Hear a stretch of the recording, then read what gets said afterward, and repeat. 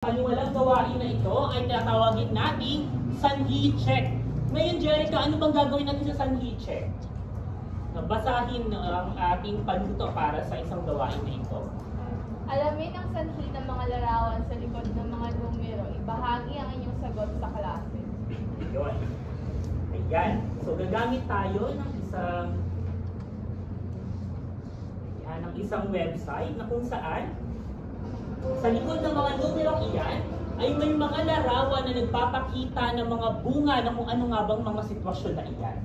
So, ang kailangan ninyong ibigay sa akin kung ano nga ba yung mga sanhi ng mga sitwasyon o mga larawan na mga nasa likod ng numero na iyan. Handa na ba kayo? Ayun, mga hindi. No, handa na ba kayo, Daisy Diamond? Siyempre! Ayun, para sa unang larawan, sinong gustong pumili ng unang larawan? Ayan. Okay, Donella. Okay, number 5. Ano kaya ang larawan sa likod ng number 5? Brown out. Ano kaya ang nagiging sanhi ng brown out? Sa tingin mo, Donella? Ano po? Hindi po nagbabayad. Hindi nagbabayad ng kuryente? Posible. No, posible na ang nagiging sanhi ng brown na hindi nababayaran ng kuryente. Kaya, napuputulan. Ayan. Para kay Donella, nagiging sanhi daw ng brown out ay napuputulan kasi hindi nagbabayad. Ayan. Para sa pangalawang larawan, sinong gustong pumili ng pangalawang larawan? Jana. Ikatlo. Ayan, sa ikatlong larawan, ano kaya ang sitwasyon sa ikatlong larawan? Pag-apaw ng tubig mula sa gripo, ano kaya ang sanhi nito? Hindi pagpatay ng hindi ginagawa. Ayun, tama, no? Ayon kay Jana, ang pag-apaw daw ng tubig mula sa gripo ay ang nagiging ay bunga no ng hindi natin pagpatay ng tubig no mula sa gripo pag ginagamit natin. Nakita nga natin sa larawan anong ginagawa noong lalaki, nagsisikilyo siya, pero hindi niya pinatay yung gripo kaya umapaw. So ayan, nakita natin. Para sa pangatlong larawan, sinong gusto? Kay Gretchen. Number 1 po. Okay, number 1. Ano kaya ang larawan sa likod ng number 1 na ito? Overheating. Ano kaya ang sanhi ng overheating sa tingin mo? Hindi tinatanggal sa saksa kapag hindi na kailangan. Yan, tama. Ano? Maaaring posible ng isa sa mga sanhi ng overheating ng mga appliances natin ay hindi pagtatanggal ng mga appliances sa saksakan at naiiwan natin ito at maaari pa itong mag-cause ng sunog. Ayan, nakikita natin sa larawan, no? Nasusunog na yung likod ng electric fan. O, para sa pang-apat na larawan, sinong gustong pumili? Para? Yung ikalawa. Yung ikalawa, ano kaya ang sitwasyon nasa ikalawa? Mataas na bill sa kuryente o tubig, ano kaya ang sanhi nito? Hindi. Matagal, hindi pinupunod yung mga nakasaksa kapag hindi na ginagawa. Tama, posible, no? Na isa sa mga sanhi ng mataas na bill ng kuryente, yung hindi natin pagbunot sa mga appliances na hinahayaan natin kahit hindi natin ito ginagamit. Yan. Para sa panghuling larawan, sinong gustong sumagot? Judy. Siyempre, yan ang huli natin.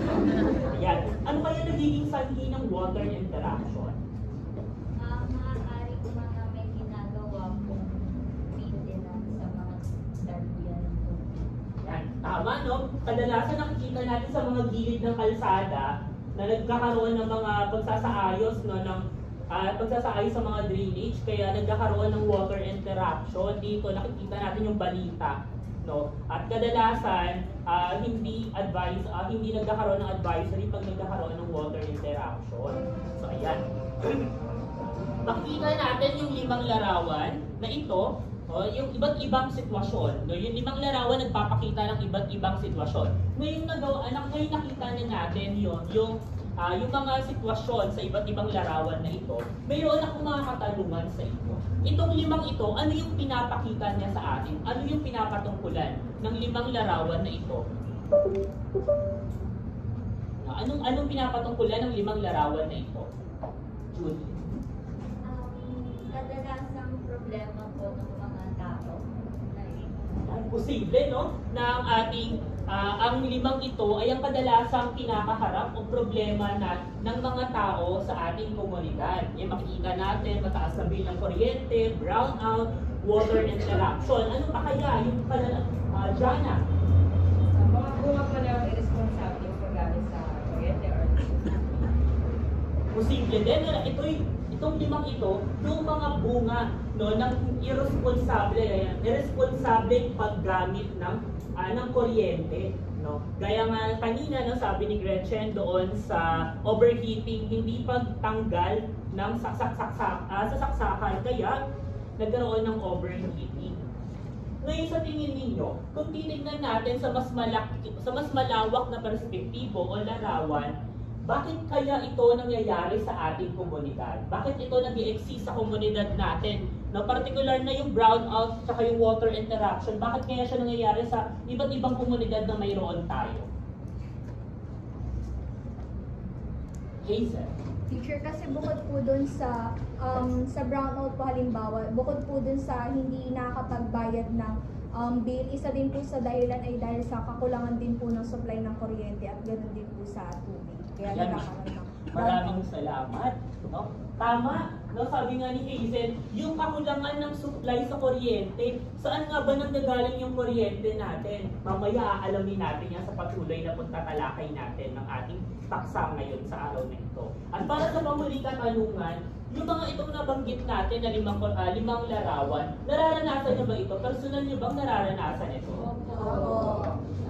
Maraming salamat, no, sa inyong aktibong partisipasyon at makikita natin na yung limang larawan na ito ay kaya hindi lamang siya sa isang komunidad nangyayari, kundi sa komunidad na kinabibilangan, sa iba't ibang komunidad na kinabibilangan natin. At sa patuloy nating pagtatalakay ng ating paksa ngayon sa araw na ito, mas malalaman pa natin bakit nga ba ito yung naging ating panimulang gawain.